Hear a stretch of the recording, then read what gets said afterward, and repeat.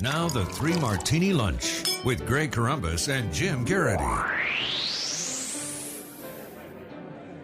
And welcome, everyone, to the Thursday edition of the Three Martini Lunch, along with Jim Geraghty of National Review. I'm Greg Corombos of Radio America. Good, bad, and crazy martinis for you today as usual. And Jim, our bad martini on Wednesday was King Abdullah quoting Clint Eastwood lines from Unforgiven about how he's going to get revenge on ISIS for the horrific way they murdered the pilot last month, while President Obama basically sounded like he was the coach of a losing team after a regular season football game. And we also compared it to the president's non-response after the terrorist attack in Paris and not going to the march. Now we even have a stronger contrast. King Abdullah not just content to basically vow to destroy ISIS with every last bullet and every last drop of fuel. He is vowing to actually personally fly sorties over ISIS-controlled territory, Raqqa in particular, and drop munitions in order to help kill ISIS. I don't know if this will be one or two symbolic missions or whether he's actually really going to suit up for the long haul. Either way, Jim, it's pretty hard to send a stronger message to your people that you're committed to this. I'm actually really struck by this. First of all, if you've seen the picture of him, and this is a relatively recent picture of him, in his flight suit, he looks like a pretty tough SOB, shall we say. The expression on his face, I don't know if this is a picture that was taken after the outrage on the part of ISIS, but he looks like he's a man who means business. And I'm just going to quote our friend Mary Catherine Ham, who's observing that, look, he's trained as a pilot. Okay, so if he's trained as a pilot, this feels less like a silly Putin-esque staged bravado and more like a Jordanian John Wick after vengeance. Or maybe that's just how I like to imagine it, because it's nice to imagine a leader of a country so righteously enraged by the brutal killing of his citizens and so skilled in the kicking of that tush, I'm cleaning up the language there, that he decides to engage in it personally. And even if it's not the most practical of foreign policies to have each president enter the octagon with these barbarians, I long for a bit of the clarity that animates the impulse. It is such a contrast. This is a part of an American culture that comes up a great deal in our popular culture. And I think you watch this enormous reaction to American Sniper. When we see evil committed, we want to see it confronted. And we want to see it confronted with righteous anger, and I would argue righteous violence. We don't want to sit around and think about how terrible and we're becoming monsters just like them, and you know, why couldn't they have just pinned notes to the hostages and then released them and all that kind of stuff. It's very strange. King Abdullah, through these actions, if he actually comes out and you know, pursues this mission, first of all, you know, I almost envy the Jordanians, you know, having a leader who is willing to take that. We don't know how much risk there is involved in this. There's clearly, it's more than zero.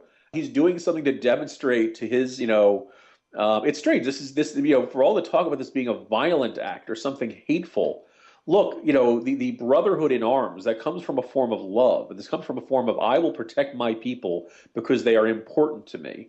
And I just feel like it's something a lot of us feel like we've been lacking from our own leadership. And we'll see what happens. But if he does, boy, you know, attaboy, King Abdullah, how rare is it do we see an Arab leader who we kind of look on with a great deal of admiration and maybe even a twinge of envy in a circumstance like this. Yeah, a couple thoughts here. First of all, keep him safe, because if something does happen to him, that's one of the few stable countries left in the Middle East, and would hate for that to devolve into chaos. But hopefully he'll be safe. And secondly, we are not suggesting that President Obama ought to be flying sorties over ISIS-controlled territory.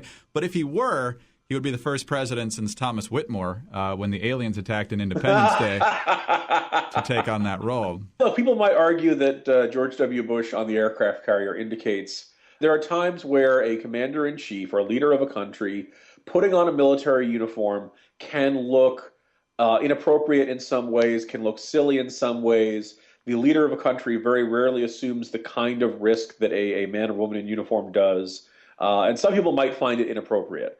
If he goes through with this and actually drops some ordinance on ISIS, it'd just be something we haven't seen in a very, very long time. Although I guess it's worth noting Prince Harry serving over in Afghanistan with British troops. You know, I think there's something to be said for these leaders who are willing to stand with their people in very tough circumstances. So we'll see how this shakes out. But boy, this could be kind of this shot in the arm for morale that we've kind of needed here in the West. All right, on to I guess we call it the bad martini, but it's also crazy martini number one. But Jim, you probably remember last fall there was the 10-year anniversary of Brian Williams becoming the new anchor of NBC News. He replaced Tom Brokaw. And the big slogan with this 10-year anniversary was, he's been there, he'll be there. Well, not always, as it turns out. Brian Williams, ever since being embedded with U.S. forces in the early days of the Iraq War, has been telling this story about a harrowing chopper ride in March, early in the days of the Iraq War, when his chopper was forced down. In fact, he's told this story on David Letterman. He's told it many, many times. He even told it last week when he treated the captain of this crew that he was with to a New York Rangers hockey game. And here's how he explained what happened to him just last week. The story actually started with a terrible moment a dozen years back during the invasion of Iraq, when the helicopter we were traveling in was forced down after being hit by an RPG. Our traveling NBC News team was rescued, surrounded, and kept alive by an armored mechanized platoon from the U.S. Army 3rd Infantry. Well, not so fast. Apparently, a lot of folks in that unit decided to tell Stars and Stripes that is not what happened. It was a different chopper that was hit. Williams' chopper was fine. And so Williams had this mea culpa, sort of, on Wednesday's NBC Nightly News. I want to apologize. I said I was traveling in an aircraft that was hit by RPG fire. I was instead in a following aircraft. We all landed after the ground fire incident and spent 2 harrowing nights in a sandstorm in the Iraq desert. This was a bungled attempt by me to thank one special veteran and, by extension, our brave military men and women, veterans everywhere, those who have served while I did not.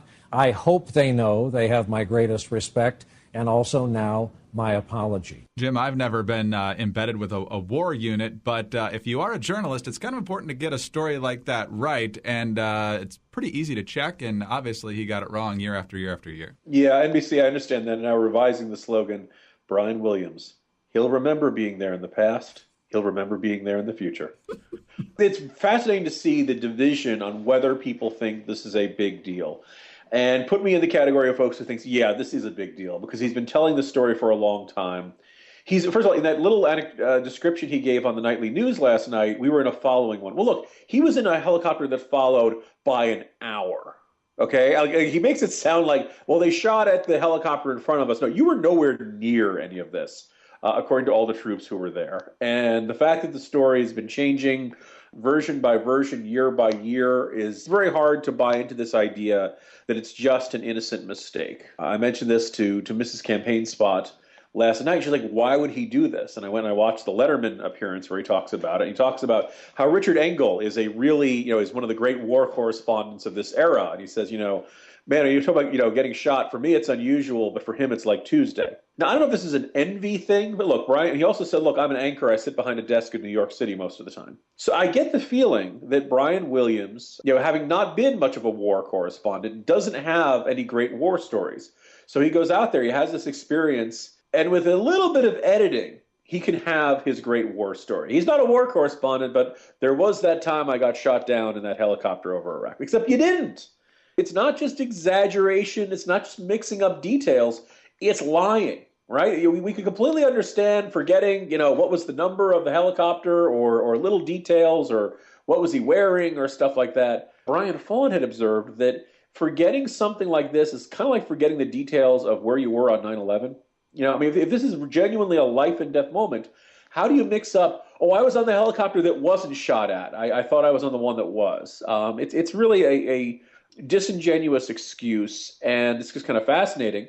Some folks obviously are saying Brian Williams has got to go. I think it is pretty problematic for NBC News to have an anchor now associated with this who thinks that with a brief statement of apology he can kind of wipe the slate clean. But on the other hand, we live in an era in which NBC News has had a lot of problems, and this was, he's the guy who hired Chelsea Clinton. MSNBC has Al Sharpton on. This is not the Tom Brokaw, Tim Russert era in NBC News. So the idea that this is going to be considered some sort of major issue and they're going to ditch a $10 million anchor over something like this, I'm rather skeptical of this.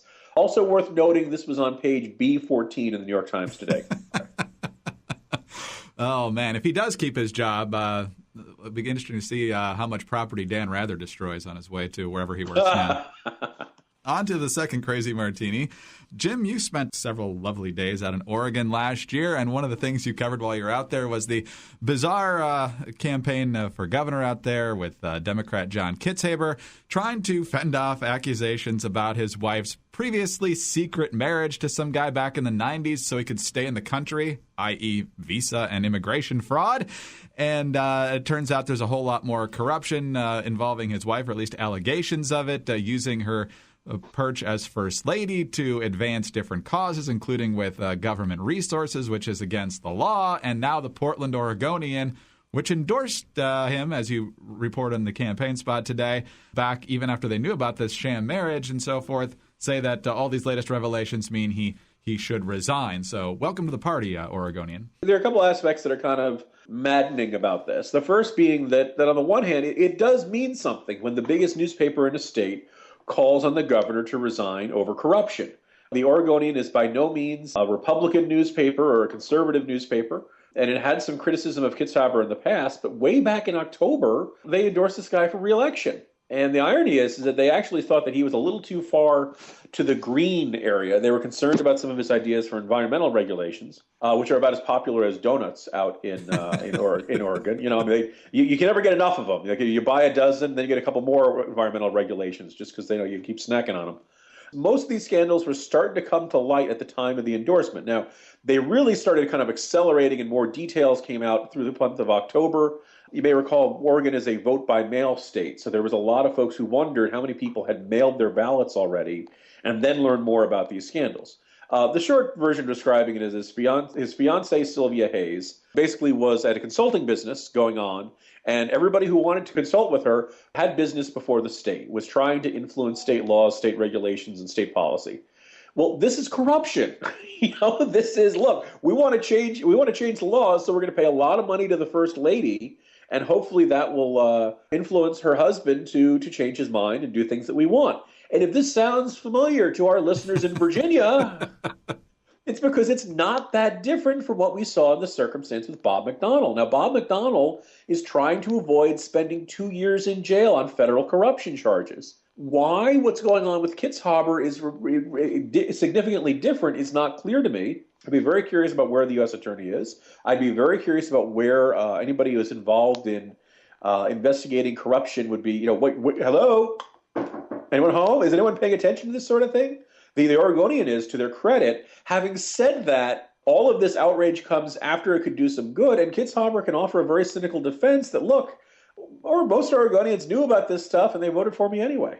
I remember going out there. It's a beautiful state. There's a lot to like about Oregon, but the Portland voters, give the state this very deep Democratic core that will vote for their guy no matter what, even with corruption. The other thing was that their state exchange had been a disaster, never worked, humiliating, national mockery, and nobody really cared because it was a Democrat and they forgive all that stuff. Well, it seems that the capacity for Democratic voters to forgive corruption and wrongdoing by Democratic lawmakers is near infinite. And it's really just maddening for the rest of us. Both coasts get a taste of that. Jim, we'll leave it there for today. Talk to you tomorrow. See you tomorrow, Greg. Jim Geraghty of National Review. I'm Greg Corombos of Radio America. Thanks for being with us today. And be sure to tune in on Friday for the next 3 Martini Lunch.